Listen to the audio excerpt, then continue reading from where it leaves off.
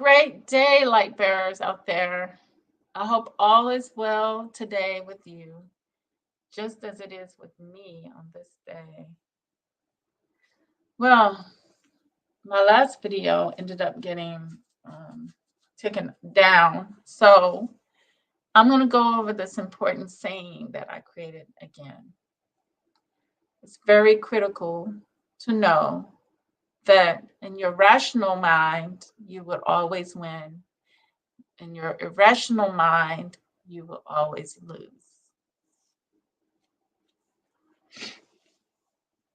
All right, let's get into some stuff here. Okay, I did play that. Let me see.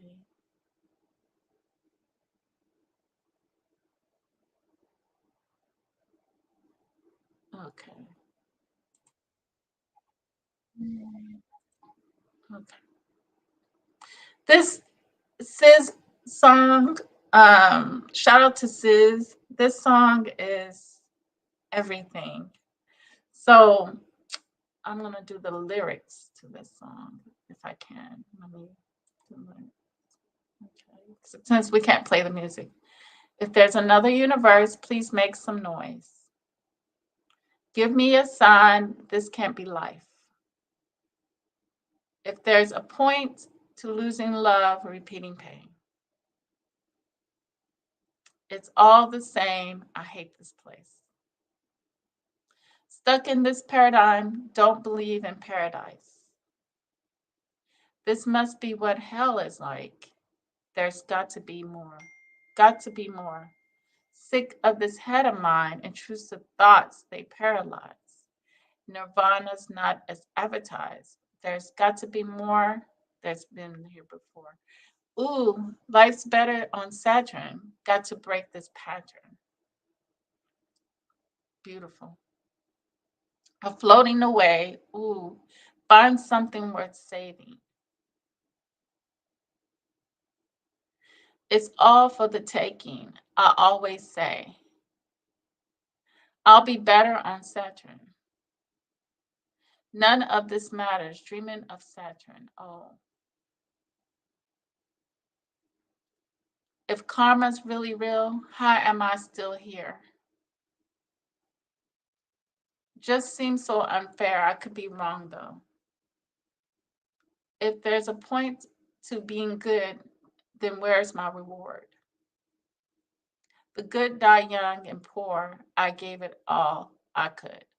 Stuck in the terradome, all I see is terrible, making us hysterical. There's got to be more, got to be more. Sick of this head of mine, intrusive thoughts they paralyze. Nirvana's not as advertised. There's got to be more. Been here before. Ooh, life's better on Saturn. Got to break this pattern of floating away. Find something worth saving. It's all for the taking, I always say. I'll be better on Saturn. None of this matters. Dreaming of Saturn.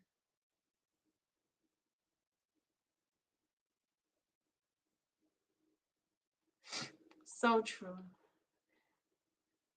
But the universe is in you.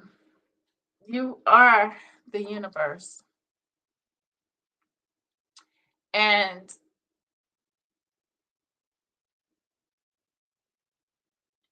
the whole thing is we're here for an experience, right? We're God's. We need to. That song speaks of, it's like you're talking to yourself. I spoke to myself many times. And I think that's where, seeking, you seeking, and then you realizing your empowerment in that song. That you know of a place that you can evoke change upon the place that the space that you are in currently. That you do have the power. Because in that song, when she talks about, let me go back. Let me try to go back. That's what makes this song so great. And this song, number one, I think.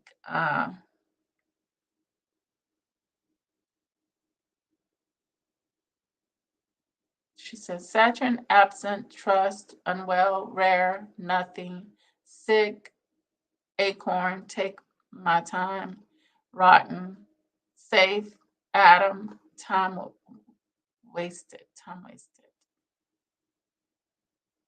unwell, rare. Mm, okay, let me look here. She, let me see if I can find her. Let me see if I can go back to the last one. Okay, with the words. Okay. So the part when she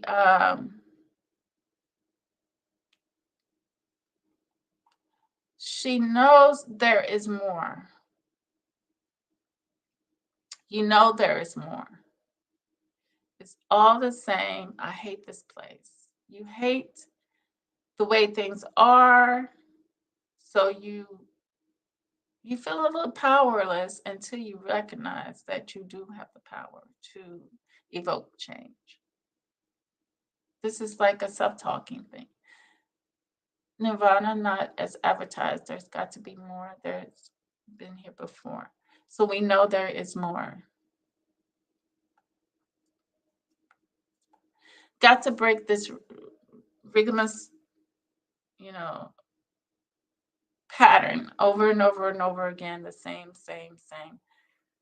It's time to break a pattern for people, to break the pattern of the same, loving the same old thing. It's time to open your eyes to something that might be life changing. It's all for the taking. It's always saying. And the good doesn't have to die poor. The good doesn't have to die poor in your reality, in your truth. That is a lie that we've been fed because the whole world is, the air is full of this wickedness. And I'm already getting to that wickedness in a moment. That don't want to see or greatness for anybody. That's why they hate MAGA. They hate Make America Great Again. Why would anybody hate MAGA? Why would anybody hate making America good and great? Why would you feel like you have to open up the American borders to criminals, to people who want to murder the people who are already here? Only a wicked mind. And be very, very careful of what you support because only a wicked, you might have to return here and do it all over again for the mistakes that you make, especially, you know, when it affects it, when it's all in the negative, the badness, and the badness. So right now, you may not see that you are supporting the wickedness of the earth, but there are people who are trying to show you the light, the truth, and tell you that you just might be making a horrible mistake. You might be, your ancestors are supposed to be reaching out to you, but if you're not in tuned to that, then there's no way they can speak to you. They're speaking to you and trying to get through to you, but you're not hearing anything that they're saying because you're too engulfed into the physical existence, your physical existence. You may be doing horrible things, you may be making horrible decisions, and they're sitting there trying to tell you, no, this ain't the way. That's the little help that we're supposed to have, that they're, naturally we have that within us, you know. So the reason I listened to one gut brother earlier, he was talking about the view and how they are wishing horrible things upon Trump. You never want to get into that. Voodoo is not something that you use against people. Voodoo has always been okay, it's a protection. It's a form of protection. The only time you use it against a person is if that person's trying to harm you. But you never want to wish bad upon other people because that bad, in turn, just like voodoo, can reflect back on you. You don't know what you're doing, you don't know what you're messing with. So you want to be careful when you're walking in this wickedness of wanting to harm someone or wanting a, a competitor. You know, this is why I don't like to compete in anything, because competition, it feels good in the physical because it strokes that ego inside. And we all have to deal with the ego. But to stop feeding and bring and giving life to your ego, you have to starve it.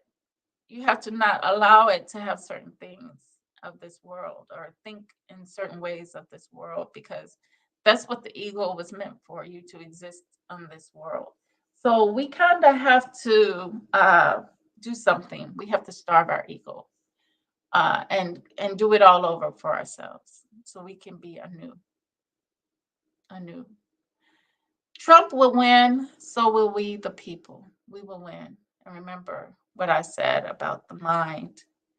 As long as you're in your rational mind, you're going to see a lot of things open up to you, happen for you. You're going to be able to do a lot of things because you're rational. You're in your sound mind. When you're out of your sound mind, that droops you down. It weighs you down, and you're just a horrible person doing horrible things out here. And we'll probably get into that because this is irrational minds doing a lot of stuff, but they don't realize us rational people on the other side, we're winning all the time. We're going to win. All right, let's get into it. Family here. Unfolding. The courtroom was momentarily just cleared here of the gathered press as well as the jury because Judge Merchan wanted to admonish Robert Costello, the current witness brought forward by the defense team for Donald Trump. Oops. He has been limited to a very narrow scope of testimony that he has been allowed to provide, and there's been several instances where he has begun to answer a question, and then ultimately there was an objection raised by. Mind you, this Costello feller, he's got a lot on Cohen. So they got to gear everything towards the way they want it to look. And MSNBC and a lot of other news people have been very dishonest about a lot of things.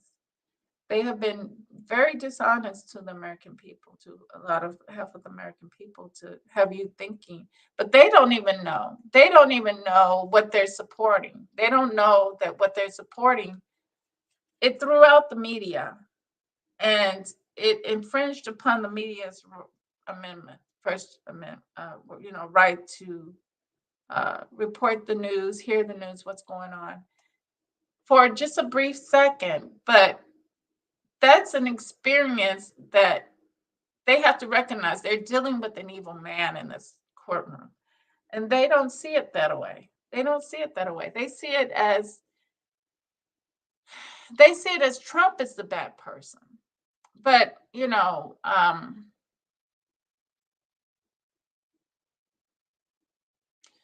I don't see how they see it that way. The only thing I can say is they have a vendetta against Trump, and they're going to always steer things against to be against him when it's for him, you know. So they're currently now talking about what happened yesterday when the judge cleared the room. In their words, I'm going to let you hear how they feel. By the prosecution, which was sustained by Judge Merchan. But from our team inside, they're saying that Costello at one point let out a geez, and then another time let out a sigh, and another point ordered something to be struck from the record. And this led ultimately Judge Merchan to order everybody out of the courtroom. And right before, as this was happening, there were some quick words that Judge Merchan directed at Costello, telling him to not roll your eyes at me. He had suggested that he was, quote, staring him down. So it sounds like Robert Costello, who was that individual who was briefly counseling Michael Cohen for a couple months in 2018 and is testifying here that Cohen had told him that he did this all independently of Donald Trump, and he never informed Donald Trump of the Stormy Daniels payment. This is now sort of a key witness here for the defense team, but with the jury in the room, clearly Judge Merchan very peeved to the point that he asked the jury and the press to leave, and they are now just only being let back in. Okay, so I have some of this transcript that Vaughn is just reading out to our audience. Merchan says, quote, I'd like to discuss, these are from our correspondent, our program's correspondent, Lisa Ferry, in the courtroom. I'd like to discuss proper decorum in my courtroom, Merchan says. If you don't like my ruling, you don't say, gee. So basically, he doesn't like what this man is bringing, but they don't see that. They see it as this man is unruly. And they see him in the bad light along with Trump, and they also see it as a gangster thing, a mob thing, like gangster mob or something, some mess like that. Their minds are corrupted really badly, in other words. Geez. You don't say strike it because I'm the only one who can strike it from the record. Judge Merchan, you don't give me side eye and you don't roll your eyes. Costello, I understand. Merchan, clear the courtroom. This seems like, it seems very theatrical. This seems very Trumpian. What sort of damage can it do in the eyes of the jury? Can I just say, I have been in a situation where I have had to and gotten court permission to have a lawyer for somebody testify. But he already waived his lawyer privileges, so this man can speak because he was waived of those lawyer privileges.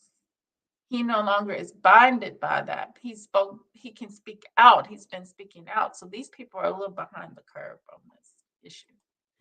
They're wasting their breath on this part. Those lawyers are dispassionate and careful, and they are only going to answer questions that they legally have to answer because they have a continuing duty of loyalty to their client or sometimes former client. Mm-hmm. And and I would know in that situation that they were being completely ethical and trying to adhere to their continuing duties to their client.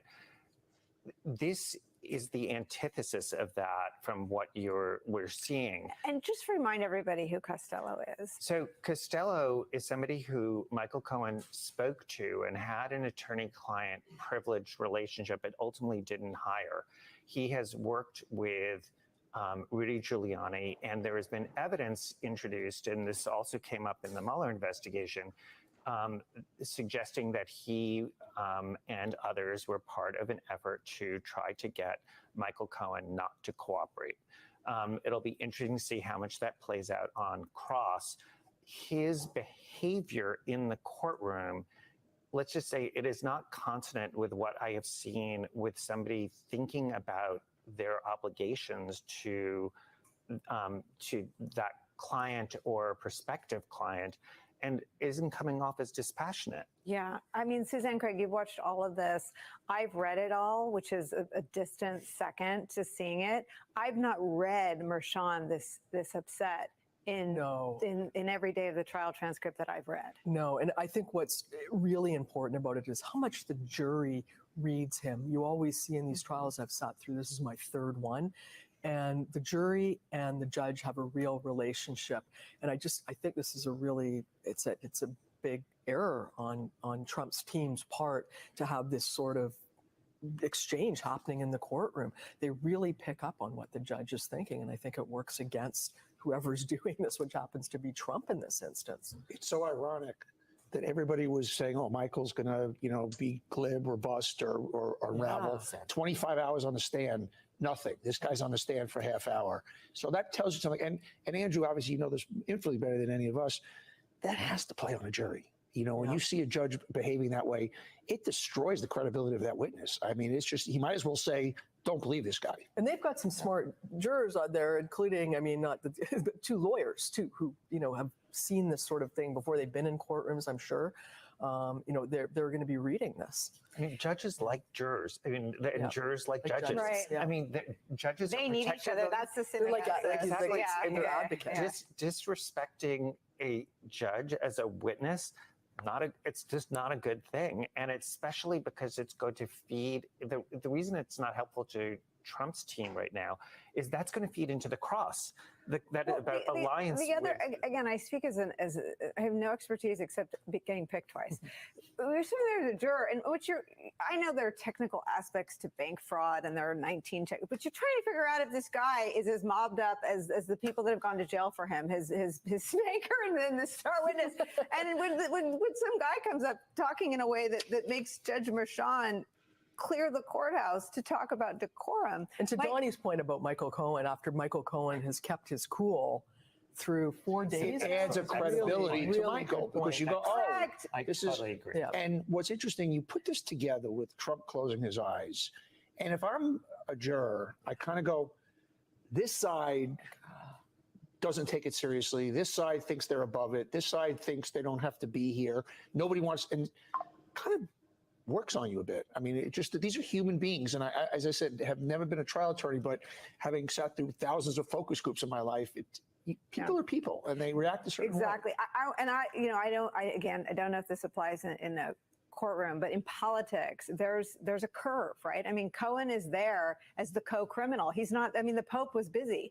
The Pope couldn't testify in Donald Trump's criminal trial. He was on CBS last night. I mean, you lots of, and again, I only know what I know from mob movies and David Kelly and you, but it seems that there has to be at least one example in time where someone who had lied before and maybe even gone to jail was viewed as credible by a jury. Well, I've told this story about when I have put Sammy Gravana, the underboss of the Gambino family, on the stand, and he cooperated, and he obviously had a lot more baggage than Michael Cohen. And Only 19 murders. That was it, right? Well, there's that little thing. But one of the things that was part of his baggage was as he was on tape counseling members of the Gambino family about what happens if you get called into the grand jury. And he had various percentages. He says, I can't remember the exact amount, but it was like 65% of the time you can actually just tell the truth. And then he says, but another 25% or so, he says, you sort of bob and weave. Like you sort of like, what do you mean? And ask and try to avoid the question. And then he said, the rest, just lie. And I remember Summation just saying, the only thing that is surprising about that tape recording is that it doesn't say 100% of the time lie. Exactly. I mean, and listen, I actually, Vaughn, I want to give you the last word. I want to ask you a 2-part question. One, bring me up to speed if this is still ongoing. But 2, it is possible that the jury found Michael Cohen engaging and rather tolerant. I mean, the most generous descriptions in conservative media of Todd Blanche's time was uneven. Todd Blanche apologized to the jury for, quote, jumping around a lot. So again, in right-wing media, in Todd Blanche's own words, it veered between uneven and jumping around a lot. We have no idea. The jury may have found Michael Cohen a guy who has paid a price and feels some remorse. I mean, they may have found him alarmingly credible. We have no idea. We know nothing. You might know something. Vaughn. Right. And the question was there going to be another potential witness that comes forward that wasn't somebody like Robert Costello, who is a friend of Rudy Giuliani, who Michael Cohen, I mean, we're talking about the witness on the stand right now is the same witness who Michael Cohen has already told the jury acted in a covert, I spy-ish type of a way when he was sending him emails, again, emails that have already been entered into as evidence, in which he said, I'm going to be talking with my friend, Rudy Giuliani, who is meeting for dinner with his client, Donald Trump. Let me know if there's anything that I should be conveying to them and passing along. That came just mere weeks before he flipped. And so I think for this jury here, they have heard from somebody who doubled down here today. Susan Hoffinger said, do you have any doubt that you had a conversation with Trump to work it out? Cohen, no doubt. Do you have any doubt in your mind that Mr. Trump gave you the final sign-off? Cohen, no doubt. Again, So if Robert Costello is the defense's one key witness that they bring forward, if you're the jury, you can call into question the extent to which you would put Robert Costello's story up against Michael. You got to realize these people got a lot at stake. They got a lot at stake. These evil, wicked people got a lot at stake. The judge has been given his daughter here. I'm in Virginia, so his daughter is in Richmond, Virginia. I wish I knew her address. I would make it what they say, make it rain on them, or bring attention to where she lived. I would go there, and I would do a live, and I would but I'm still I'm still gonna find out, and when I find out where she lives, I understand that right now Fanny is complaining about she's not feeling safe at her house or feeling safe in that. So they turn protest into a deadly thing. This is what the Democrat side has done to protest. They made it an evil, nasty thing. They made it a terroristic thing. So I would just bring attention to this woman, because the evil deeds that have been done, from what I hear, she's already collected 12 point something million dollars in funds from the Democratic Party, the various Democratic people within the party. And this is a serious issue. All of these things that are going on, Fanny stealing from the victims, especially victims, women who have been sexually invaded upon. I am one of those women. And if you're stealing funds to help those women in that city, in that state, that is such an injustice. I don't think she understands that. It's an injustice to steal from those who are trying to get these children off the street, the teenagers off the street. She stole money.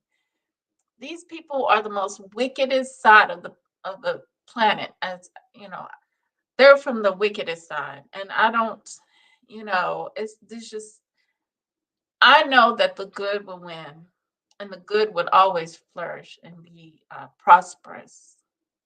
But this wicked bad is going to be dealt with, and they're going to learn their lesson. Michael Cohen, and of course, the main man, the defendant himself, who will sit there and would have the opportunity to go and defend himself and testify. And right now, there is no indication that he's going to do that on his own behalf. Breakfast foods to avoid. Oatmeal. There's nothing good in oatmeal. Oats are one of the best ways to fatten us. Granola, deceptively labeled as healthy food in stores. For Trump, the only case where it now matters that he is a criminal defendant is in New York, where Trump's trial reached its inflection point today, as DA Bragg's team has just told the judge today that the DA's office has proven its case based on the evidence, and thus intoning the well-known phrase, quote, "Your Honor, the people rest." That's today, in the only case that looks to be going to trial by the election. That means the prosecutors literally rest their case and take the position they've supplied enough evidence to prove each and every element of this crime, which they say Donald Trump committed, this felony, beyond a reasonable doubt. And that does something today. It hands control of the case, meaning the witnesses and requests to put in evidence and all of those things, back to the court, which can hear the defense's case unless the defense were to decline to mount one. And I could tell you tonight, we already know they are mounting one.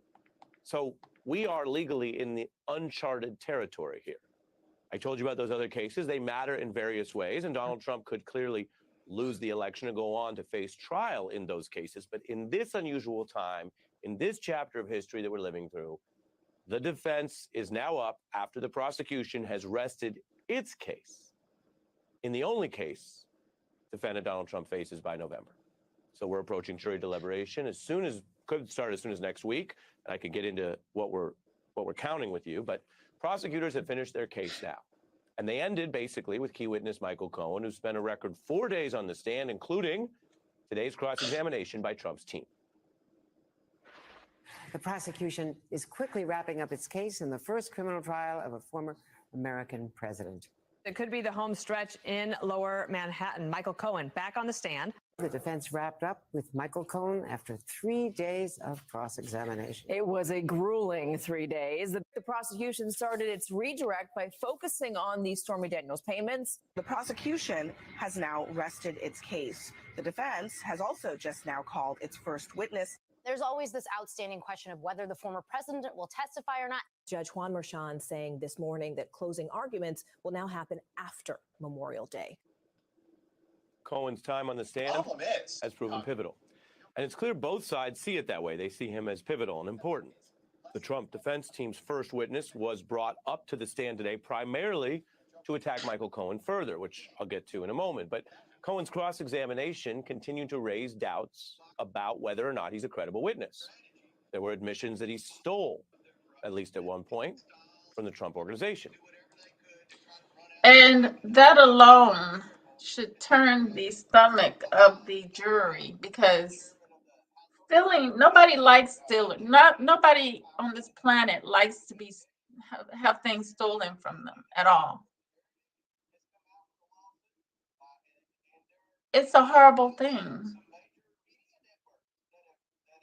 It's the most horrible thing you can do to a person is to steal from them. Besides murder them, you're stealing. And that murdering them is adding injury to what you've done. It's horrible. But most people don't feel like that's a horrible thing.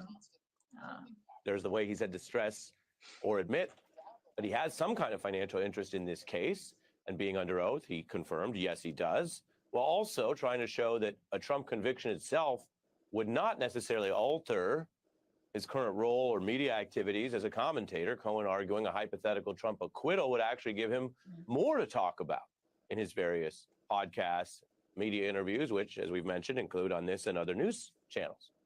If the questioning of Michael Cohen began with some big topics and clashes, I got to tell you, it wrapped up with a series of smaller lines of inquiry. And we just don't know if this will ultimately confuse the jury or just downright bore them. But you can think about it like this.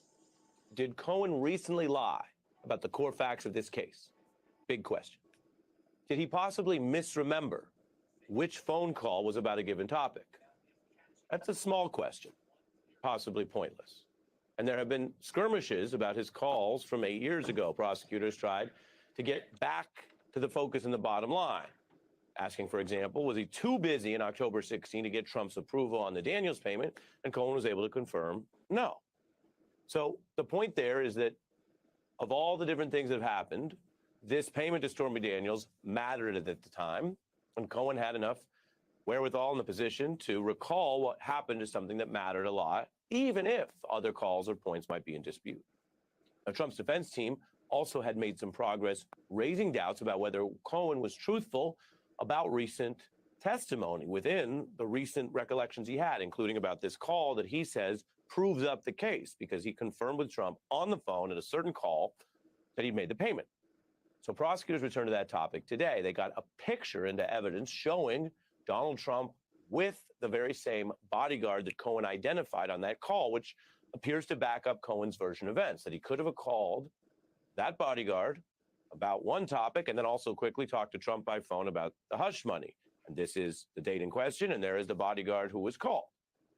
So this is an example of why we've said you have to take it all over time. It's why the jury has been told by the judge not to try to draw conclusions a day at a time. And if you're watching us at home on the news, you can draw conclusions, but that's your choice as a citizen watching. The jury has been told, even if one day ends with a lot of kind of suspicious sounding questions about, well, did Michael Cohen lie about that? Did he fake that? Did he not really talk to Trump about that call? The jury's been told, you're hearing the attack, you'll hear the response, and don't form a conclusion until you start to deliberate. So what looked like perhaps a more questionable thing under questioning last week, and Cohen didn't, to be clear, have the best answers on it, now has this extra evidence, this photograph, and a little more pushback on the idea of, yes, maybe what Cohen said is true. Maybe he made a call, even if there was this other thing about this harassment and prankster, and that's what he was texting the bodyguard about. But maybe he also then said, hey, hand the phone over to the boss. I got something for him. Hey, I made the payment. You could imagine neither of them wanted to spend that much time on the phone talking about it. And he said, I made the thing. Okay, done. Now, inside the courtroom, observers saw Cohen near the end here look at Trump, who did not look back. And then the DA rested the case. Now, the Trump defense began its case today. So after 19 days and 20 different witnesses, now the Trump team gets to show the jury what it's focused on, what it thinks the story is. I've told you before, they're not under a legal burden to provide a defense. And sometimes you have cases where the defense doesn't do anything, doesn't call any witnesses. Here, they are exercising that right. And again, it's not like they have to match. It's not like, oh, the other side got 20 witnesses, we have our own 20. You'd expect more prosecution witnesses because they have the burden of proof. The defense is just bringing on who they think can add the context or the story they want to tell. Now, covering a case fairly means looking at both sides, and this is the Trump side. But covering a case fairly doesn't mean pretending both sides are always equal. And I can just tell you, it was not a very strong start today for the defense. Trump's lawyers called a paralegal to discuss calls that were in evidence, and then they called a lawyer linked to Michael Cohen, who Giuliani and Trump have tried to use to discredit Michael Cohen. His name's Robert Costello. You may have heard of him. He was also called before the grand jury. Now, today, this lawyer, Costello, testified that Michael Cohen had told him Trump didn't know about the payments back when they first discussed this. In other words, the Trump defense.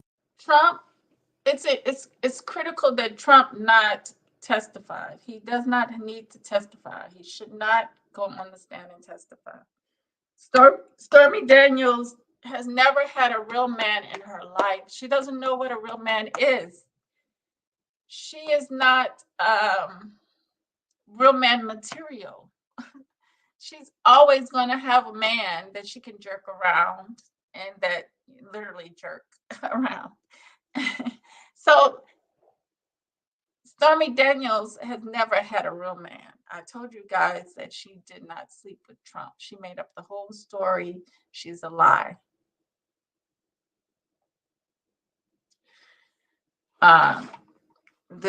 She's got a lot of things about her that a real man does not want to go near. Just letting you all know that truth out there. Then and now. But there are many problems with Costello as a witness. He's publicly attacked Cohen. He's been a quite obvious representative of Trump's interests.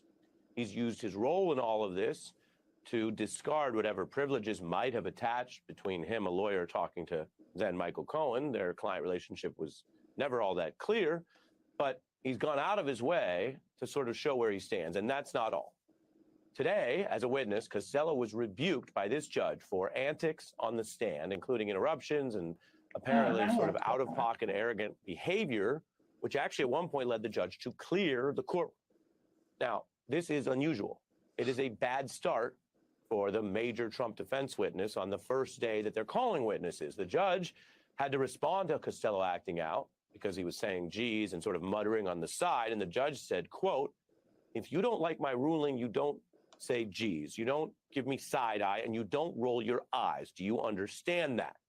Costello said he understood. Judge Merchan then clearing the jury from the room to admonish Costello so that he wouldn't prejudice the jury further while also taking control of the courtroom. The judge also was heard saying to Costello, are you staring me down right now? This is the most heated moment we've seen in this high-stakes trial. Certainly the judge deciding there was a line that had been crossed by this Trump side witness. And it speaks to the way this defense witness was composing himself. He drew some tough headlines here on the first day of Trump defense's team getting control. Now, it's a heated exchange that could also affect whether the jury views Costello as credible, that and combined with whatever else he says and how he acts. The jury will be weighing whether they believe his version of events in the context of all of this, including how he comes across in court. So, what do we have? Well, Michael Cohen is the central figure here. Note that when all is said and done, all the strategy and all the second guessing, Michael Cohen was the DA's final witness. And probably the witness who spent the longest time on the stand, best we can count at this point in the trial. And now Michael Cohen is the focus of this testimony by one of the defense's first witnesses. So what do we take from that?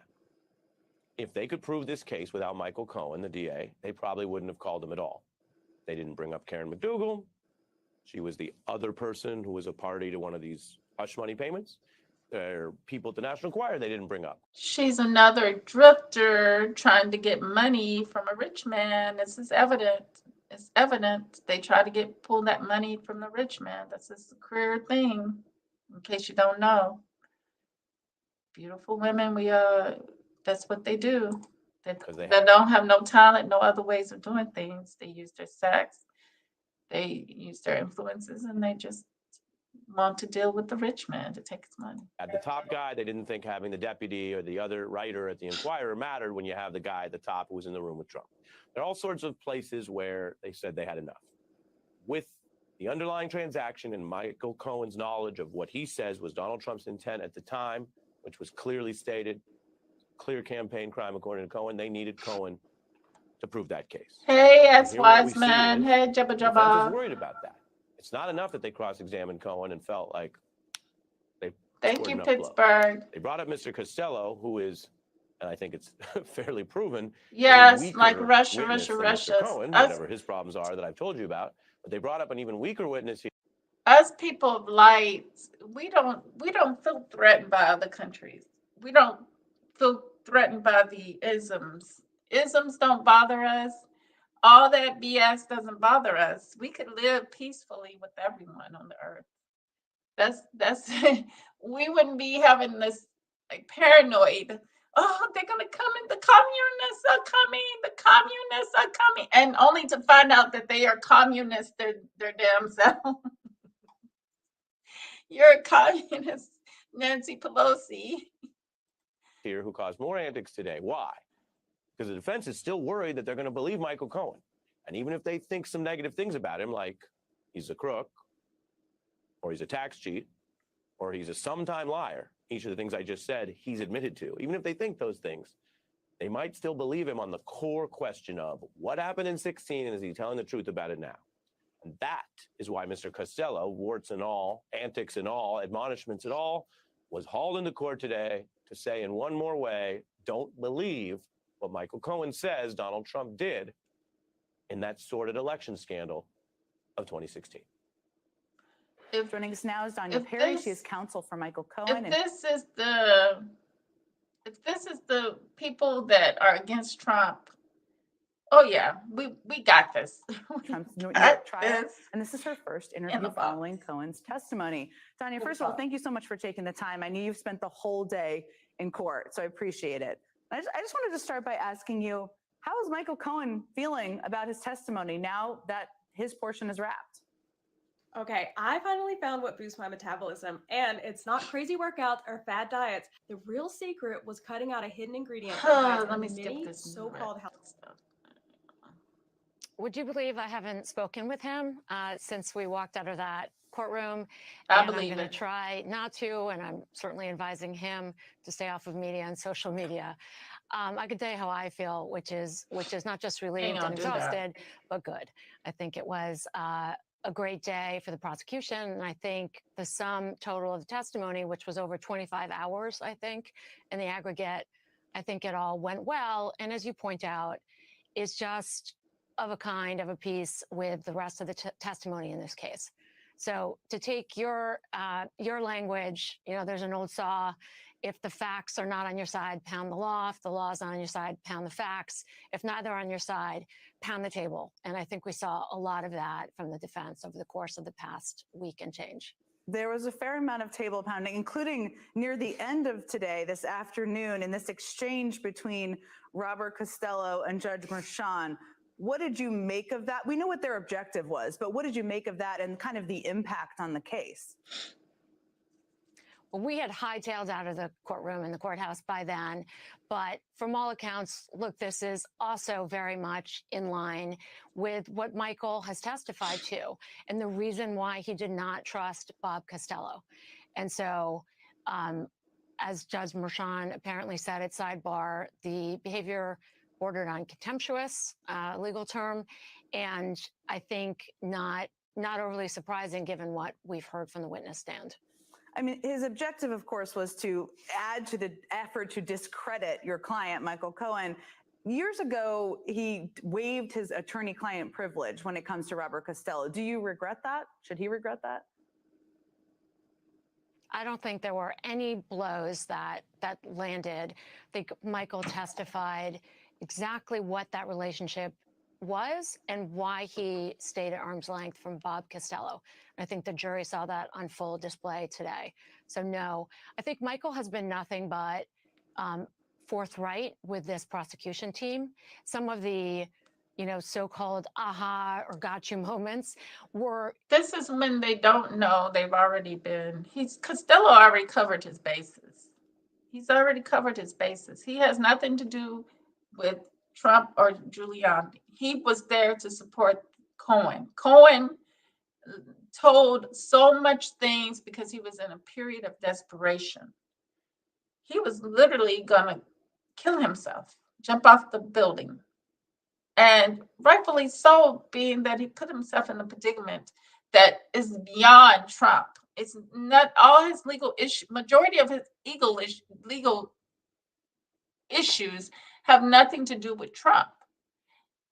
He stole 60,000 from Trump. Trump's one of his victims. He victimized a lot of other people. So hold on. Let me go back to this thing. I thought I could.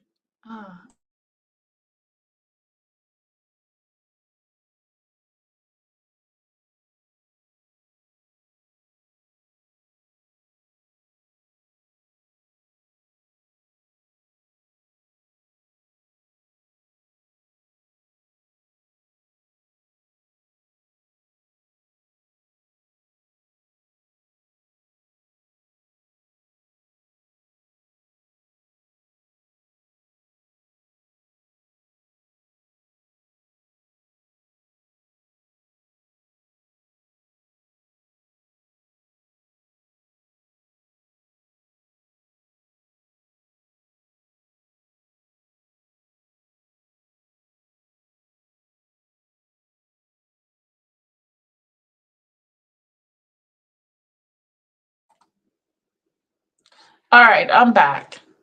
Sorry about that. I had a phone call. Given to the defense care of Michael Cohen. He is the one who first disclosed this Redfinch payment that you referenced in your opening. He disclosed that 4 years ago in his book. So there was no gotcha moment. He is the one who turned over his phone voluntarily to the DA's office. And that is where the defense got those, so-called, Clarence Darrow moment, text messages between Michael Cohen and Keith Schiller. So all of this has been, again, part and parcel of Michael Cohen providing information, trying to be cooperative, meeting with the DA's office dozens of times as he testified to. And so I think all of this is very much in keeping with, the top line, and the takeaway here is that he has made his peace with his admittedly checkered past and has decided to turn his loyalties away from Mr. Trump and towards his family, his country, and to that he victimized and stole 60 grand to. That's not loyalty. Excuse me, that is not loyalty. And to be cooperative and to be truthful as of the time he made that decision. And he was also truthful about the many lies and mistakes he's made along the way. To your point, he kind of volunteered even during testimony. He wasn't pushed terribly hard on some of the specifics, including the $30,000. You're a criminal defense lawyer. I want to ask you about some of their strategy. I hate to tell it, but he's supporting Trump in a way. Cohen has been honest on Trump's side when he's getting asked questions.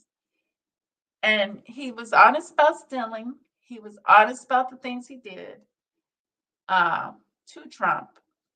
And he was honest about Trump not having any involvement. And he's still been maintaining that. I don't see how they can't recognize. Of course, he's going to play both sides. He's going to lie. And he's telling the truth. He's lying and telling the truth. He's conflicting. But in the end, you can see what is a lie and what's the truth when you measure it together. So strategies here, because they never cross-examined Cohen about a lot of parts of his earlier testimony, including the crucial Trump Tower meeting, as well as his visit to the White House. Why do you think they skipped over all those topics? Well, I want to first say hats off to the prosecution here. I thought Susan Hoffinger did a masterful job doing what we call drawing the sting and front loading a lot of that damaging information. And so I think there were moments where Todd Blanche was a very old friend of mine. And so I'm not going to say much other than he probably felt there was only damage he could do by going back to it and revisiting it. And so I think there was that. And I think that they really didn't want to touch a lot of the substance. A lot of the cross-examination related to collateral matters that really had nothing to do with the core facts of this case and the core testimony from Mr. Cohen. And so it's, I think, what you described as distraction, noise, you know, it's a sideshow, it's smoke and mirrors. It's what defense lawyers sometimes do, and I don't fault them for doing it. But they really didn't want to go too close to the actual facts and the testimony here, because as you pointed out, I don't know if it's 20 witnesses, I don't know how many witnesses corroborated, but it's any which way, both by documentary and testimonial evidence. And I think it was probably a smart move to stay away from a lot of that. They did stay away from a lot. One of the things they focused a great deal of time on was this single phone call from October 24th of 2016, when they claim your client misremembered. And Michael Cohen testified that he spoke to Trump about Daniels, but the defense says that's a lie. Kind of feels to me like a small detail in a much larger fact pattern here. But do you think it was a strategic decision by the defense to kind of amplify this one phone call to try to make it into something bigger than it really is? Or why so much focus there? Yeah, again, I don't fault them for that. It seemed like something that where they could elicit, you know, some inconsistencies or draw that out. And in fact, again, not a Perry Mason moment. This was a minute and 36 second conversation. The jury heard the recorded conversation about Karen McDougal, where the substantive portion was, what was it, a minute? And so a lot was accomplished, and several other topics of conversation were also discussed in that one short recording. And so, of course, a jury is going to be able to look at that and say, yeah, a lot can happen in 96 seconds. I mean, the man admitted to doing all these things behind Trump's back. I don't see where they seeing that the jury would still look at Cohen as a reliable witness. Prosecution could, it's kind of an old trick. They could just make the jury sit there silent for 96 seconds and they'll see just how long that is. So I didn't think that was a great moment in a substantive way, but it's certainly, you know, there's something to be said for courtroom theatrics and acting like you scored some big points. And look, the way some of the press reacted, people thought so just because. Then again, they may have brought in actors. Those jury might not be normal people. They could be actors. So in them being actors that came in, you never know what these people may pull off. I don't trust them for anything. They pulled in Steven Spielberg for Biden, when still Steven Spielberg should be on our side, making a great movie or birthing a great movie from this. Was that kind of performative energy. So again, I thought Todd Blanche did the best job that he could with what he had. And there was some baggage. There's no question. Whenever you have someone who's pled guilty as many times as he has, and who's admitted it as many times as he has, you know, you're going to have some moments. But all in all, I didn't think that October 24th call, you know, really was anything other than the noise and a sideshow. You kind of alluded to this in the baggage, and you know, Michael Cohen has voluntarily put some things forward, some things he has been pushed on. I guess the big question here is, should the outcome of this case rest on Michael Cohen's credibility? That's not for me to say, of course, and certainly not during the pendency of this trial. There's a very attentive, very smart jury. I've watched them keenly. They are paying very close attention, and they are not missing a beat here. So ultimately, of course, this will be in their hands as soon as next week, and they will decide. Tanya Perry, I know you've had a long day. Thank you so much for joining me this evening. I really appreciate it. Thanks, Jen. Why I'll never use lotion on crepey skin. When I tell my patients to avoid moisturizing their paper-thin skin, they look at me like I'm crazy. However, after I share with them the truth behind why this good skin habit makes their crepey skin even worse, they throw away their moisturizers and never touch them again. Here's why. While it's true your skin needs moisture to stay plump and tight and youthful, there is a difference between hydration and moisturizing. See, our skin knows how to self-moisturize. In fact, your skin has what's called natural moisturizing factors all over your body, also known as NMFs. Think of them as automatic water sprinklers in your front yard. They go off whenever your skin needs moisture, keeping it hydrated and plump. Yet as we age, NMFs start to malfunction, and over time, they go out of service. So the skin becomes dry, weak, and flaky. When this happens, naturally, your first instinct would be to slather moisturizing cream all over your body. However, not many women know this. Yet moisturizing creams actually shut off your NMFs. Yes, the longer you use the moisturizer, the faster the NMFs go out of order, until eventually they stop working and hydrating your skin. This makes crepey skin look worse and accelerates how fast you age. So every time you put on moisturizing thinking you're doing your skin a favor, you end up aging your skin even faster without even knowing it. That's why you might find yourself reapplying moisturizing creams often, and maybe even look to switch a moisturizer with a stronger effect. And sure, your skin might feel nice and soft when you apply these creams all over your hands, arms, legs, and tummy, but you're actually depriving it of what it really needs: hydration. Your skin is desperate for hydration. However, But we begin tonight with these 5 words.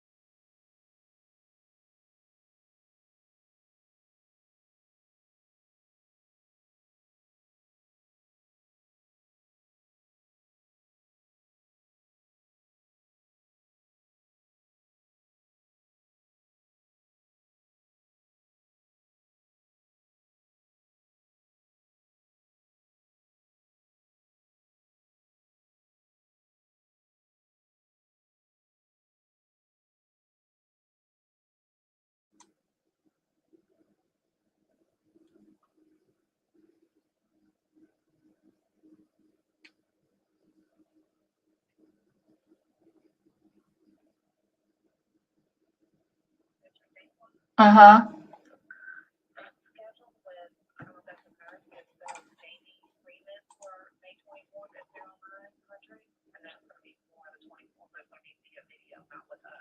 Oh, okay. I thought it was. It's from the prosecution in Donald Trump's hush money election interference trial. Your Honor, the people rest. After 15 days and 21 witnesses, the prosecution handed over the reins to the defense, who began making their case this afternoon, beginning with testimony from Robert Costello, a criminal lawyer with ties to Rudy Giuliani. Costello was in talks to represent Trump's former lawyer, Michael Cohen, in 2018, as Cohen faced federal indictment for taking out the very HELOC loan at issue in this case, the one he used to pay off Stormy Daniels for the benefit of the Trump presidential campaign, which the Trump campaign then lied about in their business records. Within 15 minutes of being on the stand, Judge Juan Marchand lost his patience with Costello's repeated audible and visible reactions to the objections to Costello's testimony. And the judge then cleared the courtroom to admonish the witness. If you don't like my ruling, you don't say geez, Mershon said, adding that Costello can't strike anything because the judge is the only person who can strike something. You don't give me side eye and you don't roll your eyes, Mershon said. Costello said he understood, and we'll get to more on the defense's case a little bit later. But first, Michael Cohen wrapped up his fourth day on the witness stand today and his third under cross-examination, which at times was meandering and kind of hard to follow, as Trump's defense attorney, Todd Blanche, focused primarily on Cohen's character, trying to paint him as a liar, a cheat, someone who cannot be trusted, who was just out for revenge and to financially benefit himself. As Blanche wrapped his cross-examination, he tried to land a final blow in front of the jury, asking Cohen, do you have a financial interest in the outcome of this case? Cohen responded, yes, sir. Blanche then asks, the question of today is whether a conviction benefits you financially, to which prosecutor Susan Hoffinger said, asked and answered, Your Honor. Judge Mershon said, I will allow it. You can answer it. And perhaps to Blanche's surprise was Cohen's response. The answer is no. Blanche asked, it doesn't?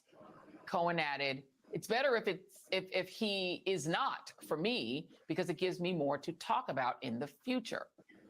Blanche spent much of the day air punching, trying to throw multiple theories against the wall with hopes that one will stick for at least one juror, including that Cohen was too consumed with his own business dealings during October 2016, when the Stormy Daniels payment was made, such that his recollections about his calls and dealings with Trump are especially suspect. There was the theory that Trump's payments to Cohen were just part of a retainer agreement as Trump's lawyer. And there was the claim that non-disclosure agreements like the one Stormy Daniels signed are very common and not illegal. During redirect, prosecutor Susan Hoffinger knocked each of these bowling pins down one by one. Hoffinger, were you too busy in October 2016 to finalize the Stormy Daniels payoff with Mr. Trump? Cohen, no ma'am. Hoffinger, was the $420,000 payment that you were owed as reimbursement, did that have anything to do with a retainer agreement? Cohen, no ma'am. On the NDAs, Hoffinger, under the circumstances of this NDA with Stormy Daniels that you testified to, was it perfectly legal under those circumstances? Cohen, no ma'am. She then made sure to clarify for the jurors. Hoffinger, are you actually on trial here in this case? Cohen, no ma'am. Hoffinger, are you a witness here? Cohen, yes.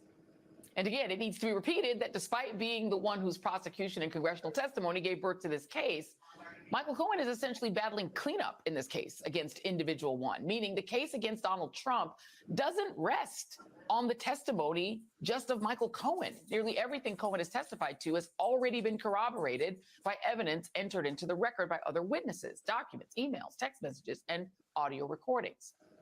It's likely that we'll hear a lot about that evidence again by the prosecution next Tuesday, the day after Memorial Day, when Judge Mershon is scheduled closing arguments to begin.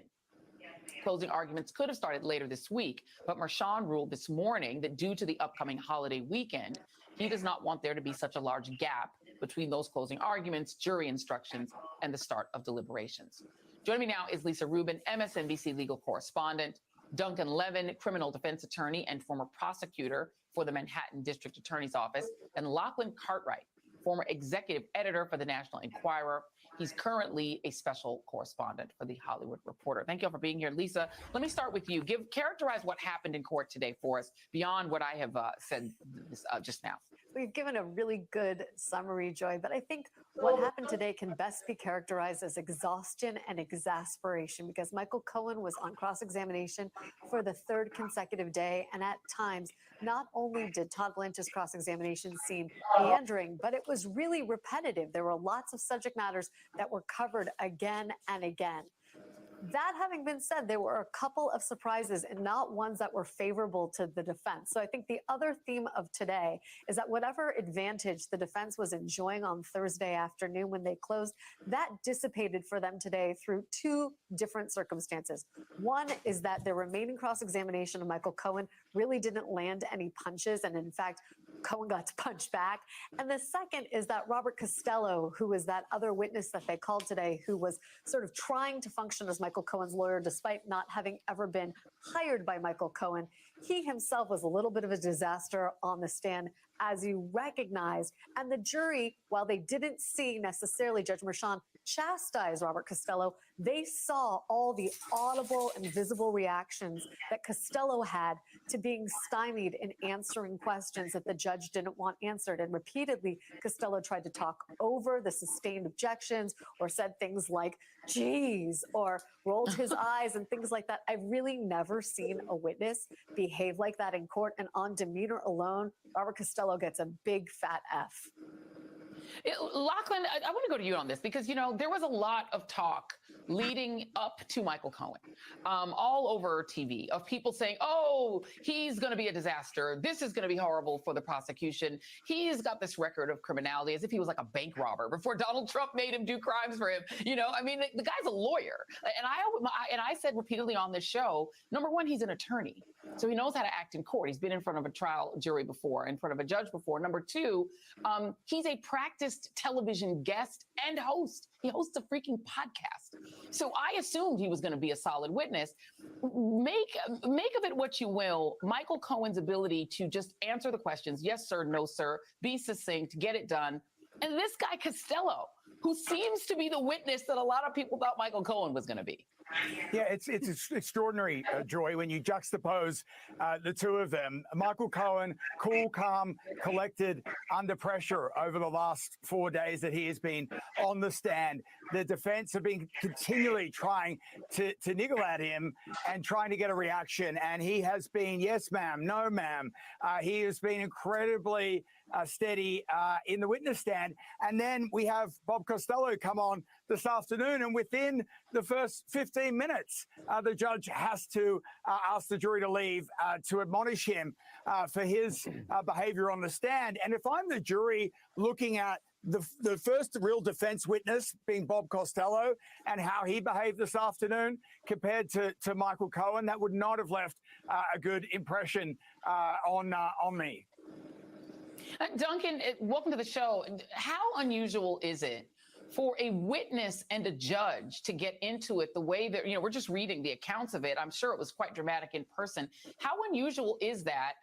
And in this courtroom, how damaging could that be for the defense case? Well, they've clearly gotten off to a terrible start here. It's very unusual to be slapped down in this way, but this type of behavior by a witness is one that the defense clearly should have gotten under control far before they ever called him to the stand. You remember Todd Blanche got off on the wrong foot with the cross-examination of Michael Cohen, too, having his first question to Michael Cohen be objected to and the objection sustained right off the bat, because he was asking personal questions about, didn't you call me this and didn't you call me that? The judge is clearly exhausted and exasperated with this defense at this point in the trial. And so it's just they're off to a bad start. This is a witness who probably did not need to be called. They're calling him to basically try to destroy Michael Cohen, but they could try to destroy Michael Cohen just in their closing argument. They don't need to call Robert Costello. Robert Costello is a witness who Michael Cohen already testified on direct examination that he lied to because Robert Costello was going to talk to Trump about whatever Cohen said. So he's a witness that they really didn't need to call, and to get off on this footing, particularly on their first and maybe their only witness, is just a misstep by the defense that was an unforced error. An unforced error probably because Trump wanted them to do it, Lisa. I mean, it seems like the defense, that seems to be the characterization every day, is that they're waging a defense that probably if they had a more normal client, they wouldn't, right? They're just doing whatever Trump wants and attacking the people he doesn't like and sort of trying to belittle them on the stand. When you have these woke revolutions, it requires all of us at some point to say, no, I'm not going to do this. A nation has to have civic education. They have to know what the Constitution is. They have to know what the First Amendment is. They have to have some idea who the people were that died at Shiloh, what Okinawa was about, who Andrew Jackson was, who Lincoln was, who Harriet Tubman was. If you don't have models of your past, you're going to forget it. We are living in a country that has no resemblance to the visions of the founding fathers in the first 200 years of our history. We're losing that ability with tribal politics, wokeness, cancel culture. If you lose the idea of citizenship, and if Americans don't see themselves as unique citizens of the United States, then you don't have a country. The people who control us in the corporate boardroom, in Hollywood, in professional sports, the people on Wall Street, the people in Silicon Valley, they have found a way to siphon the profits from 7 billion people on the planet that have an iPhone or an email account or a Google search to an area of about 80 square miles. If we don't wake up, the elite who don't believe in the American experiment will hijack our government. If we're aware of what they're doing and aware of the perilous status of citizenship, then we become masters of our own destiny. If we don't, then the citizenship that we've known for centuries will die. I'm Victor Davis Hanson. This is a course on American citizenship. I'm sorry about that. What was your biggest takeaway? So I think Cohen. I think we pretty much had enough of this. Today that So I'm going to go on to something more positive. Going to share because I got to get out of here soon. I'm going to share to exist in this case. Now, we're going to get into this courtesy of intimacy that Michael Cohen destroys the Trump prosecution, obliterates the Bragg case. When he got onto the stand and got cross-examined by Todd Blanche, it is the end of the credibility, the legitimacy that they have been begging to exist in this case. Now, we're going to get into this courtesy of Inner City Press as usual. But before we jump in, Trump came out and he spoke a little bit before the day started. And so let's hear from him, just a bit of it, and then we'll jump into the testimony. Still in the chair, Michael Cohen. Campaigning. As you know, I was supposed to be in a very different state this morning, and the judge actually decided to call it early, and yet it looks like we're going to have a very big gap between days, and it's going to be determined right now in court. But we're here about an hour early today. I was supposed to be making a speech for political purposes. I'm not allowed to have anything to do with politics because I'm sitting in a very freezing cold courtroom for the last 4 weeks. It's very unfair. They have no case. They have no crime. It's been determined by everybody, every legal scholar. New York Post editorial board today. Trump prosecution wind down. It's always been a witch hunt with a prosecution winding down in Donald Trump's Manhattan case. We have to ask, in the immortal words of Peggy Lee, is that all there is? That's the New York Post editorial board. It's become utterly apparent, if that wasn't seen already, that the key elements to any prosecution is missing. The key element is missing, and it says, what's missing? A crime. There's no crime. You know, they go through all this stuff, and there was nothing done wrong. NDAs are perfect. And by the way, legal expenses. You know, we paid a legal expense. You know what it's marked down in the book says? A legal expense. Again, it's not marked down as construction. It's not marked down as sheetrock and cinder block. It's marked down as legal expense. You have a lawyer. Because it went to a lawyer. You pay him a legal expense, and it's covered in the book as legal expense. I had nothing to do with it. A bookkeeper put it down as a legal expense. This is why I'm here, because we called it a legal expense, a payment to a lawyer. All right, so that's the president. You can see here, I think, delivering exactly the truth. Nobody has any idea how this case is legitimate. Even the people on CNN, which we'll get to in a minute, are shocked by how bad this case is, wondering how Alvin Bragg got it this far. So let's get right into the testimony. Of course, you know who is reporting here for us. We're grateful for his work. We wouldn't be able to cover it this way without him. Court's in session. Trump arrived. Blue suit, light blue tie, as we saw. Now, on the police and court officers, they're squawking on their walkie-talkies.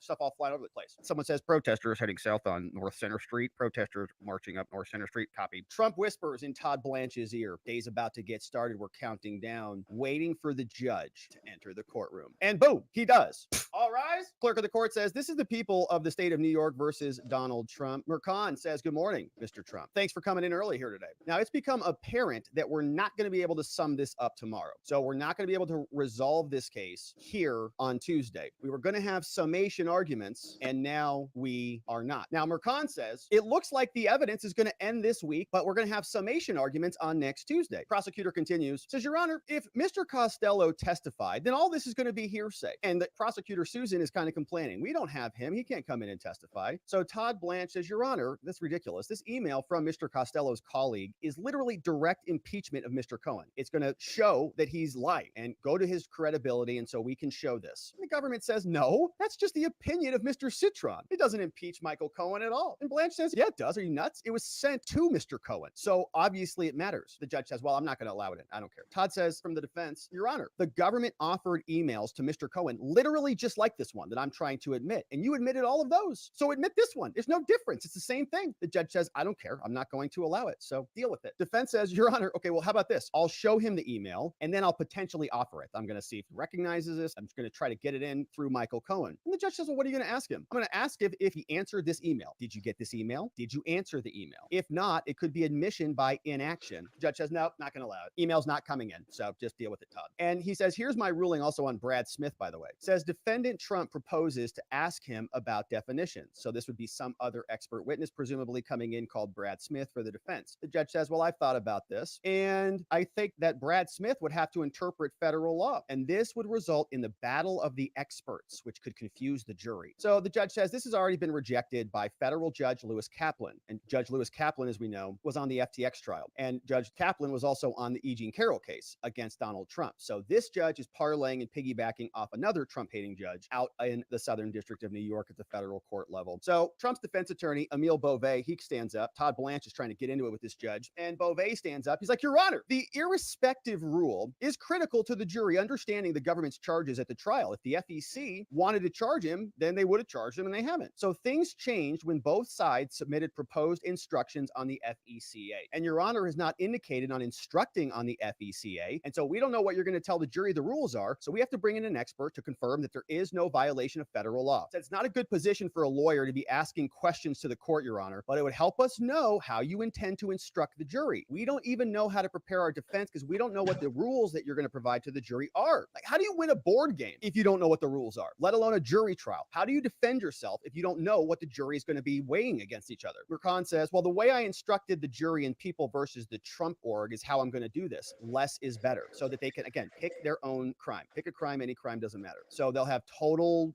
carte blanche. Just choose from the menu. Merchan says, and by the way, Emile Beauvais, you could have come to me for an earlier ruling. So just relax, okay? Calm down. You could tell Emile was very upset. Saying, Your Honor, it's ridiculous. We don't want to question the court, but we can't even prepare. Just relax, okay? I'll let you know at the pre-charge conference what the actual rules are. Okay, sit down. Now, Beauvais says, Your Honor, since February, we've been handling this. I have been here earlier. Now, the FECA is buried under the New York statute election law. So now they're trying to tuck that into New York law. And so we don't even know what we're doing here. He says, well, why don't you make me an offer of proof on that one? Then I'll make my decision and decide accordingly on what I should put in the instructions. So Todd Blanche says, Your Honor, can we approach, please? Trump's sitting at the defense table. Whoa, Alan Dershowitz is in the front row. And so they're having a sidebar. They wrap up some of these preliminaries. Judge says, we're going to take a short break and we'll start at 9:30. We're back from the break. The judge says, before we begin, let us see if we can agree on some of the definitions here and get it to me. So we'll get some of the definitions. What's FECA? What is this rule? And says, we'll get back to it and we'll settle that later. Now, let's get the witness on the stand, please. Defense says, all right, Your Honor. State recalls Michael Cohen to the stand. Michael Cohen comes in. Remember, you're under oath, liar. So I don't care, oath or not. I don't give a crap, whatever you say. Well, oath of whatever. So he's wearing a purple tie. He's sitting up on the bench. Jury enters. Trump's defense attorney, Todd Blanche. He says, hello, Michael. Very nice to see you again. Let's get started. Now, since Thursday, Mr. Cohen, how many reporters have you spoken to since we left? Cohen says, well, I spoke to reporters, of course, but I didn't talk about this case. Well, this year, Michael, how often have you spoken with the prosecutors in this case? He says,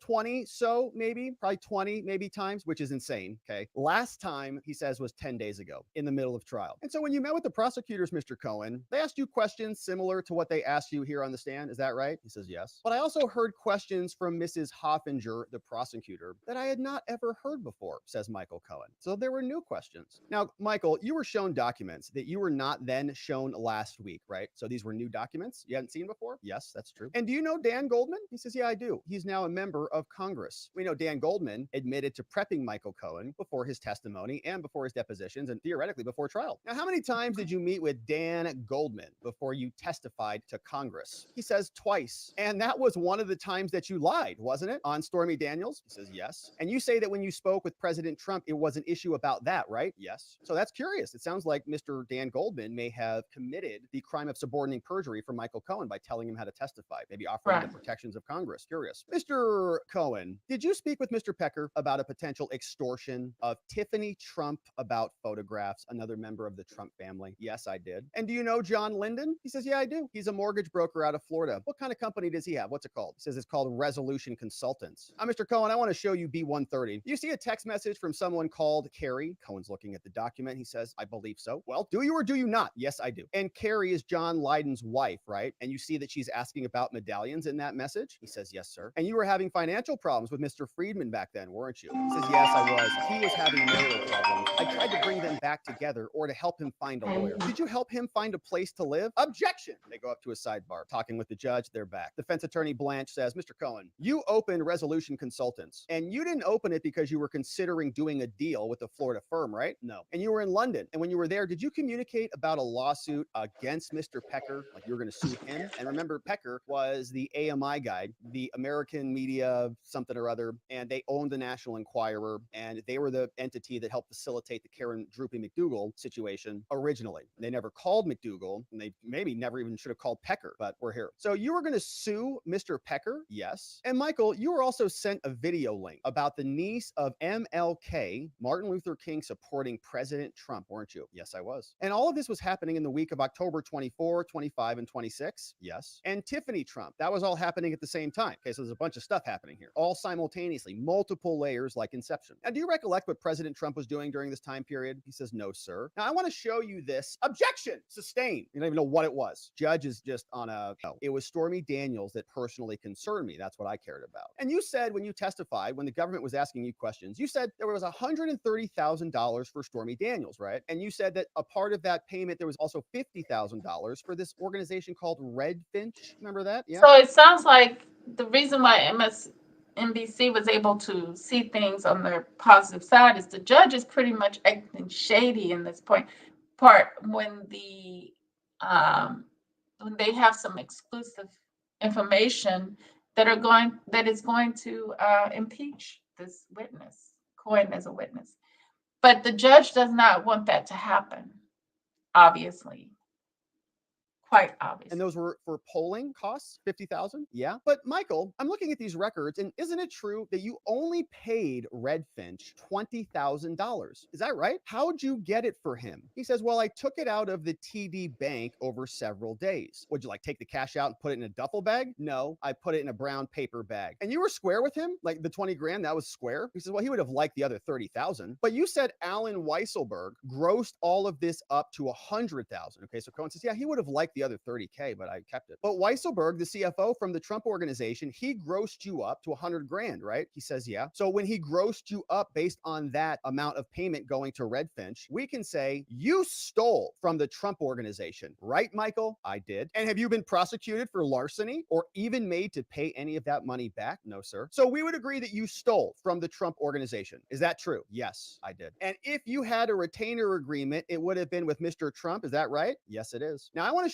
show you B260, which is your email with the CFO, Mr. Weisselberg. And this is a forward from Normal Orneas. Is that true? He says yes. Put up People's Exhibit number 1. Now, this email from Alan Weisselberg is to Jeff McConney. You see that? Yeah. And why would Don Jr. and Eric approve your payments? How come they would approve it, not Trump? If Trump was your personal lawyer and he was paying you directly, why would Don Jr. and Eric approve it? He says, well, they were on the board of trust at the Trump organization. Yeah, but in 2017, you used to be the personal attorney to President Trump, right, Michael? Yes. And you were regularly talking with the media. You told TMZ about this, right? You gave a little scoop to the New York Times about it, right? Cohen says, yes, I was. I was proud of the role. I said, I was personal attorney to the president. So I told TMZ, I said, hey, guess what? I told the New York Times, hey, guess what? I'm the personal lawyer. Look how cool I am. Yeah, I was proud of the role. Defense says, all right, Michael, I want to show you B261. This is an email. You recognize that? He looks at it. Yeah, I do. This is your farewell email to the Trump organization, isn't it? He says, yes. We move to admit. Judge has admitted. Now, Michael, during your time there, you worked on a real lawsuit, right? And you had filings due with this guy called Mark Kasowitz. Is that true? He says, yeah. I want to show you B237. You'd agree these are subpoenas of the State Department? Cohen says, yeah. Did you do something on this case? He says, yes, sir, I did. Now, in May, Mr. Cohen, in 2017, Robert Mueller was appointed to investigate Trump over the Russian collusion nonsense that was all fake and rigged. But it was Mr. Moskowitz, at least initially, who represented Mr. Trump on that, right? Now, how did that make you feel, Mr. Cohen? He says, I don't know, probably happy. And you also did work for Melania Trump, didn't you? Yeah, on some personal matters I did. Okay, well, I want to talk about your consulting clients. I want to start with AT&T. You work with them, right? Yeah. And I want to show you this document. Looks like a reimbursement. Looks like they paid you what, $50,000 a month?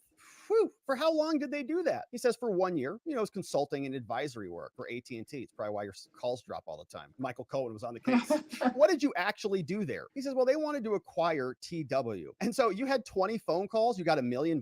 Is that true? I guess there's nothing wrong with that, right? You know, $1 million for about 20 phone calls. Amazing. Yeah, nothing wrong with that, he says. I'm very smart. Now, how about Columbus Nova? Did you work for them? Yeah. And how long was that? He says, well, I was supposed to be working with them for a year, but it turned out I was only there for 6 months. Now, you never told President Trump any of this, right? Well, he says, well, it was President Trump who introduced me to the CEO of AT&T. So, but you know, Mr. Trump was frustrated. You were getting paid to advise AT&T. You know that, right? Objection sustained. Now, were there clients you rejected, Mr. Cohen, like Avenue Ventures? Did you tell them no? He says, yeah, I did, because they wanted lobbying and I didn't want to do that. What about BTA Bank? How much did they pay you, Michael? Well, that was supposed to be 150 grand, but it ended after 3 months. And also Franklin Haney, he paid me too, and he had a nuclear facility that I was doing some work on. In 2018, Michael, when the Stormy Daniels payments leaked, you told many people that President Trump knew nothing about it, didn't you? Yes. And did you tell people that you told Melania that President Trump didn't know? Did you tell her that? Or you told people that you told Melania that Trump didn't know anything about this? I don't remember. Well, did you tell the BBC, for example, that there was no way you would have told President Trump? Yes. And did you record the call with the BBC? He says, yes. So you said there was no way you would have told President Trump. That's interesting. And you recorded that call. So sounds like you said that Trump didn't know anything about this. You would have never told him. Yes, that's true. I recorded it too. So it's recorded. Okay, Michael, until April, when you got raided by the FBI in 2017, until the FBI raid, you were very consistent. You said President Trump knew nothing. Is that right? Yes. And then after the raid happened on April 17th, 2017, you met with Mr. Costello, didn't you? He says, yes, I did. And I met with Jeff Cintron, another lawyer. And you had multiple communications with Mr. Costello, right? He says, yeah. And how many calls did you have? He says, I don't know, 10 calls. I want to show you B1006, Mr. Cohen. I want you to look at this redacted email from Mr. Costello. In this email, you asked Mr. Costello to ask Mr. Giuliani. You asked Costello to ask Rudy to find out how it ended up at the Southern District of New York. How did Maine Justice approve this raid of Michael Cohen? You sent that to him? Cohen says yes. Now I want to show you B1008, Michael. You said that you had 10 calls with Robert Costello, your lawyer, but these are phone records. Would it surprise you that you had 75 calls with Mr. Costello? Well, he reached out a lot, says Michael Cohen, so I mean, it could be, I guess, maybe. Okay, but you had 9 hours of calls, so it wasn't just like checking in, how you doing today? You had 2 in-person meetings, and all of those were privileged, weren't they? So where did all these records come from? Robert Costello. He's like, here's my whole case file, guys. He gives it to the Trump administration, Trump team, here you go. So he's in the clear. It was in anticipation of possible representation, so it was privileged. Now, Michael, in these B1003 emails, when you're sending back and forth, you said right here on the screen, you said, great for Rudy, right? Yeah. And then in June, you emailed about the YouTube, right? You said, why send this to me? Why send me the YouTube, right? Yes. And then on June 14th, on the Trump campaign to discredit Cohen underway, you told Mr. Costello they're going down a bad path, right? So you wrote Trump campaign to discredit Cohen underway. It must be like a link to a news article. So Cohen sends him an article. It's a link. They say they're going down a bad path, right? You said that? Yes, I did. And you were discussing who was going to pay for Mr. Costello, right? Who's going to pay for your lawyer? Well, MWE was invoicing. Okay, but Michael, you'd agree with me that you made $4.5 million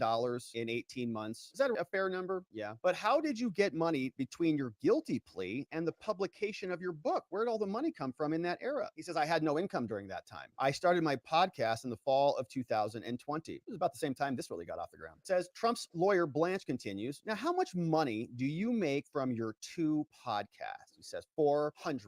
It's good money. Now you're pitching a TV show based on your life. Is that true? And we played that little clip there where Cohen's like, I'm the fixer and I'm going to fix everything in your life. And he's like walking around with the camera, like looking over his shoulder with a briefcase. Michael Cohen, the fixer. Okay, nice job. So you're pitching a TV show based on your life. He says, well, there is a TV show. A guy who worked on Mea Culpa is working on it. And so a bunch of weirdos over there with the Midas touch, lunatics, they're all working on it. And he's over there. They love this guy. They're like, we love your shirts. We love your t-shirts. Roberts, you're our hero. Do your more TikToks. They're weird. Has it been picked up? Anybody want your stupid TV show? No. Judge says, okay, let's break here. And we're back. All rise. Again, all right, this judge. Judge comes in. We're back. Todd Blanche, the defense attorney's back up. Michael Cohen's on the stand. He says, Mr. Cohen, you know the show, you're the Fixer show. How long have you been helping to pitch this show? He says, I don't know, 3 months or so. Oh, good. Time right with the trial. Perfect. And are you writing a third book? He says, I'm considering it. His first book got like 2 million. And you're also considering running for Congress? Is that true? He says, yes, I'd fit in great. And so based on the daily attacks on President Trump, is that why you're going to run for Congress? Like that's your mission? He says, no, not on Trump, because it's based on my journey. I think I'd be a great congressman. It's full of liars, so I'd fit right in. Okay, Michael. Now, the Stormy Daniels payment was 130 grand, right? And you paid Red Finch 20 grand, right? Yeah. And the rest is a gross up. And there was also a $60,000 bonus that you claim Mr. Weisselberg said you got. So you got a bunch of money, right? Yes. Now, at the Trump organization, you also made 500 grand a year, didn't you? Yeah. And since then, you've made much more, right? Yes, I have. The TDS money is thick.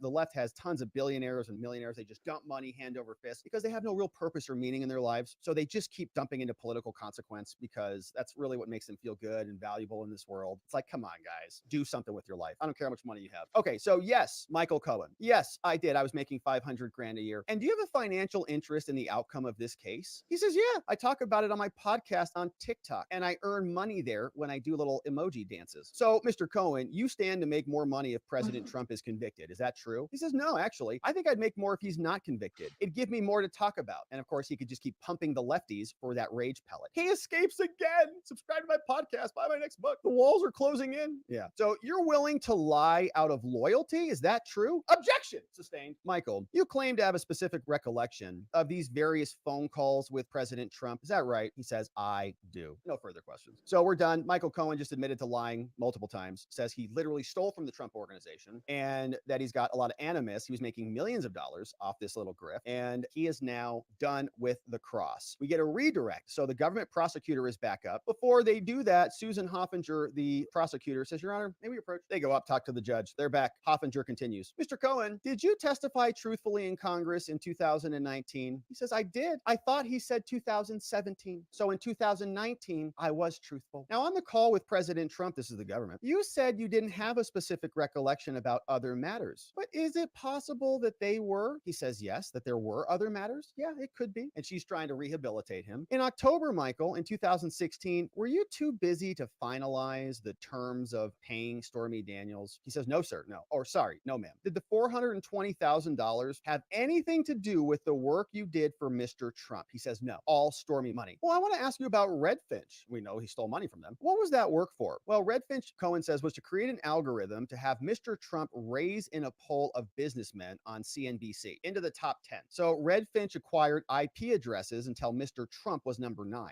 or something. What? So they're buying a bunch of bots to vote in a poll or something? So they're going to create an algorithm, AKA have a bunch of bots. It's just a bot farm. So Cohen is paying them back for that. 50 grand for that? All right. So, and then Mr. Trump wouldn't pay for that. So Mr. Trump kind of was instructing you to not pay. Is that right? Yes. Okay, but you got the money anyways, didn't you? Yes. And so that extra $30,000, Michael, that you never reimbursed Redfinch for, why did you keep it? Michael says, well, I was angry because of the reduction of my bonus. It was almost like self-help, you know. I had laid out money to Redfinch and I deserved that money and Trump didn't give me the same bonus and so I just took it. Now the letter to the FEC they offer as People's 201. Objection. Beauvais carries a binder. Government says, now you wrote, Mr. Cohen, that the payment does not constitute a campaign contribution. You wrote that in your letter. Was that not true? He says it was not true. And the judge chimes in, jurors, Mr. Cohen's guilty plea is not in evidence, so that's not part of this case. Mr. Cohen, did Mr. Trump approve these false statements that you wrote? He did, yes. And this says, client says, thanks for what you do. Yeah, it was about that. Mr. Cohen, they said this NDA was perfectly legal. Was this NDA perfectly legal? No, ma'am, it was not. Did you plead guilty for your involvement in this NDA? Yes, I did. Now, I know you may feel like you're on trial here, Mr. Cohen, but are you? He says, yes. And how is this different than 2018 when you lied through your teeth? He says, well, back then, here, now today, my wife is not being threatened. and she was being threatened back then by the DOJ. So now I'm telling the truth is the implication. So your invoices were also false, weren't they, Michael? Yeah, they were false. And the stub was false too, right? These are the different charges. He's now going back to the criminal elements. They say there's 34 counts of false business records. Cohen's invoices were false. The checks were false, and the pay stubs were false, times 34. Now, you didn't hire Mr. Costello, right? No, I did not. I did not trust him. He kept invoking Mr. Giuliani, and I felt anything I told him was going to go to Rudy, and then it was going to go back up to President Trump. Now, is this your waiver of attorney-client privilege in 2019? He says, yes, it is. Now, when you sought early termination of supervised release, Michael Cohen's still on probation. How did the Google Bard cases get in? Remember, Michael Cohen went on Google Bard, and he's like, find me cases that say I can get my probation terminated early. And it spit out the most made-up cases you've ever seen. It's like Cookie Monster versus Elmo, Southern District of New York, 2019. You know what? That's a weird case. Like, anybody who saw it would go, those are clearly not real. But Cohen's like, perfect, copy paste, put that in the motion, they filed it. He says, well, I searched for cases in the New York State Second Department. What? No, you didn't. It's Google Bard. I guess he's just searching for it. So he says, I searched for it, and it spit out some bad cases, and I put them in there, so it was just a simple mistake. I'm not dishonest. Judge says, all right, we're going to break early for lunch here. We'll see you back here at 2:15. And so the jury now exits. Now, before the attorneys break for lunch, judge says, all right, let me hear from the people. What do you guys have to say about this? And government says, Your Honor, we have these photographs from October 24th, 2017, and it shows Keith Schiller and President Trump together. Keith Schiller's the bodyguard that apparently Michael Cohen called. And Cohen said that he talked to Keith Schiller about Stormy Daniels. We know, however, that the phone call was actually related to Michael Cohen being harassed by a 14-year-old kid who was texting him, and Cohen didn't know how to deal with it. So he's like, Keith Schiller, help me, please. Phone call was like 96 seconds, give or take, and Cohen apparently had enough time to ring Keith Schiller, get Trump, hand the phone to Trump, talk about multiple things, including the prank call and Stormy Daniels, all in 96 seconds. Shocking. And says, Your Honor, the witness has ID'd the parties. So we have these two people, so they're now showing a photo, they're together. Ah, they are together. So maybe Schiller did hand the phone to Trump. Defense says, Your Honor, we argued about the topic of the call to Keith Schiller. These are hearsay photos. They say that they are going to have a paralegal say that they Googled it or something. Wrong. It says, but didn't the C-SPAN witness lay the foundation for this? The judge is like, well, we can still get it in because we already had the C-SPAN here person first. He says, no, Your Honor, sorry. The rules of evidence applied. So no, that's not the foundation for that. That's a different, we need someone else to come in and lay foundation for a different purpose. Government says, Your Honor, we have a right to show that President Trump's speech ended at 7:57 p.m. And then we can show that this photo is of them. The judge says, well, you know, that C-SPAN witness that we had here earlier, who was also laying foundation for other items, it was pretty detailed, says the judge. I don't know. I think maybe we can get it in through that witness. But what would the paralegal say? Prosecutor says, well, they would just say that they went to C-SPAN's website. And, you know, but if you want to see the C-SPAN person, like we could fly the C-SPAN witness in, like we'll get him here today, like now. And the defense says,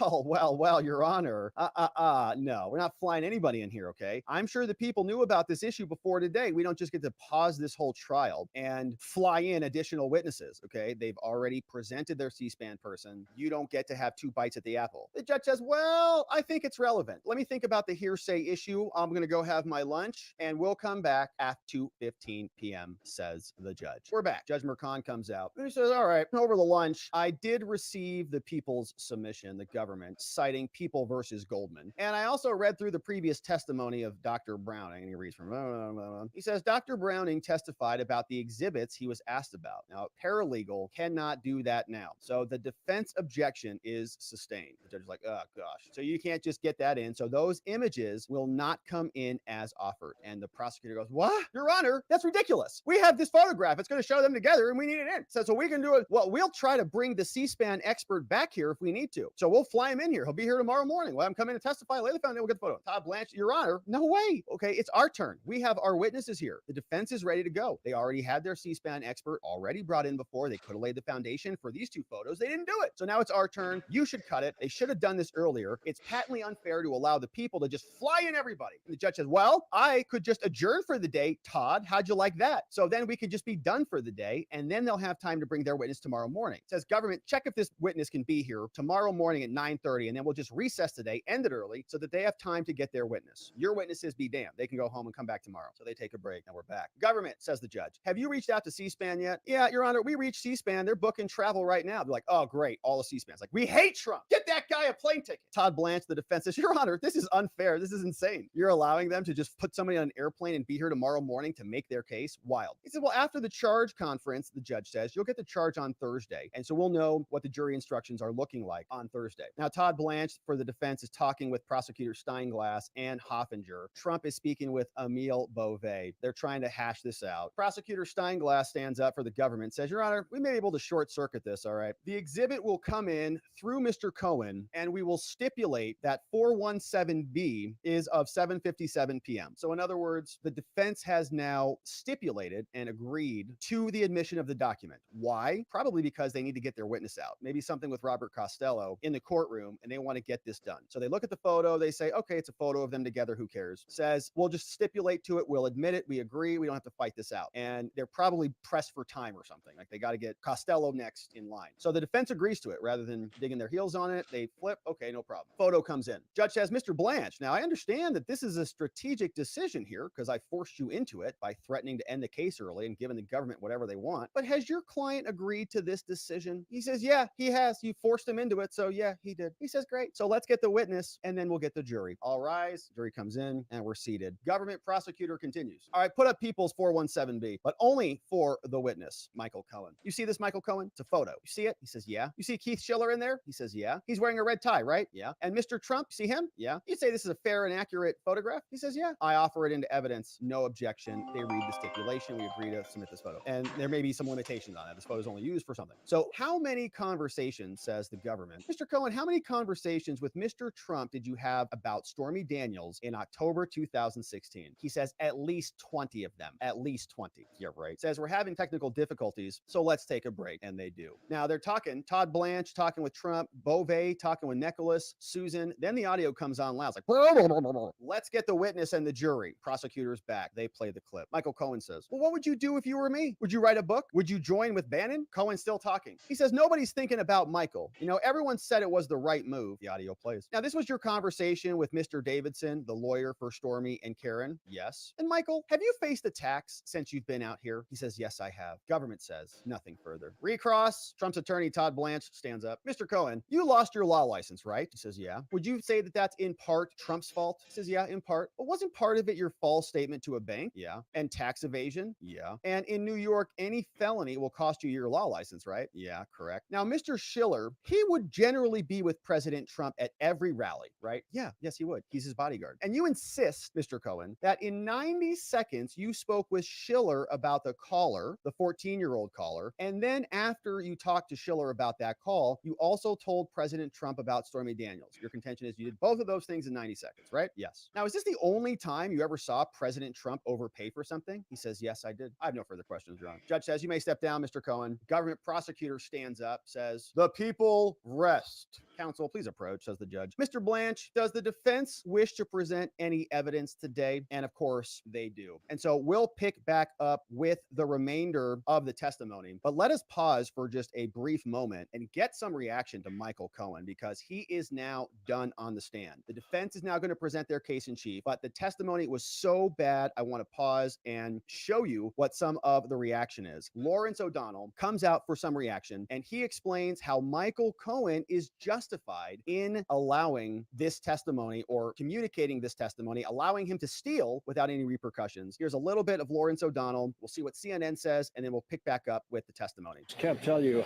just how stunning it was because it's the thing that I was waiting for. I saw everything, Todd Blanche. I've seen every minute of cross-examination, seen every single question he's asked. And he sat down and ended his cross-examination without asking a single question about the $130,000 that appears on the Alan Weisselberg notes about how they were structuring the payment to Michael Cohen. He asked about the $50,000 that's irrelevant to the $130,000, and that's where he very effectively got Michael Cohen to agree that yes, he stole $30,000. Later, when Cohen was asked about that on redirect by the prosecution, it didn't really sound like stealing $30,000. It sounded a lot like Michael Cohen doing the little that he could within that calculation to rebalance bonus he thought he deserved, and it still came out as less than the bonus he thought he deserved and the bonus he got the year before. But to go back to the $130,000. Okay, so Michael Cohen didn't get paid enough, and so he was justified in taking that extra $30,000 away from the people who earned it. Now, CNN, a couple short clips, very, very shocked by what's happening. You can see this clip came over from our friend Johnny Maga, great follow on X. Listen to the conversation on CNN. But this is significant because they appear to have caught caught Cohen in another lie, and this would be a lie to the other person who is allegedly part of this conspiracy, Alan Weisselberg, who prosecutors have chosen not to call because they believe that he would not testify, that he would plead the fifth. The judge has urged them to bring him in anyway. They have not done that. So Blanche, once again, now focusing on the retainer agreement. What this also does is it puts the onus on Michael Cohen. It was Michael Cohen who arranged this scheme, the repayment scheme. If he's the one pledging to Alan Weisselberg and lying about this and twisting that, it puts more of it on him than either Weisselberg or certainly on Donald Trump. And so far, there is no direct link proven beyond a reasonable doubt to the defendant in this alleged conspiracy. There is a lot of evidence that has been presented. There's testimony from Michael Cohen. There's testimony from others about conversations. But that is the goal of the defense team. And this right here, this line of questioning, so far, they have established that Cohen may have lied in order to get some of this money. Brutal. Okay, even CNN is saying it. And Jake Tapper had his entire heart broken after Cohen's testimony ended. Here is what he said. This was Jake Tapper reeling from the pain of Cohen's testimony. Yeah, no, it's fascinating stuff. And I have to say, I'm still kind of reeling from the revelation that Michael Cohen stole money from the Trump organization. And that wasn't, at least to my knowledge, that the prosecution did get that out earlier, because it's not as though the prosecution is going to be helped by further evidence that Michael Cohen is a shady character. I'll get to the newest stuff in a second, but what's your reaction to that news? Because that was just kind of stunning. I'm shocked that we are hearing it for the first time on day 3 of cross-examination of Michael Cohen, that the prosecution did not take the sting out, did not front it, because it goes to the heart of the actual case. It's not just about establishing him as a liar. They've done that. The prosecution fronted that. We knew that. He has convictions. But going to the heart of what you were telling your employer about what money you were owed and the extent of it. We're talking about $420,000. We've already seen the payment Right, this structure isn't like here. $15. It's not $15.